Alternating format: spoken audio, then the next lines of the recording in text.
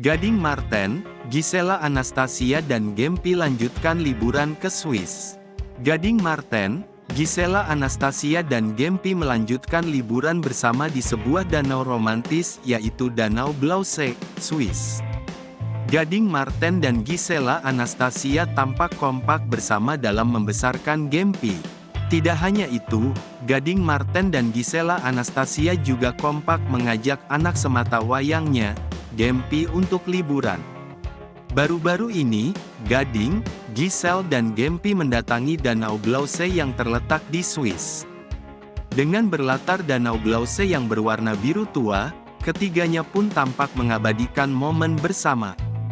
Dalam foto yang dibagikan oleh Gading melalui media sosial pribadinya, @gading, ketiganya juga berfoto dengan berbagai pose. Mulai dari duduk bersama di depan danau, jalan di pinggir danau hingga bermain ayunan.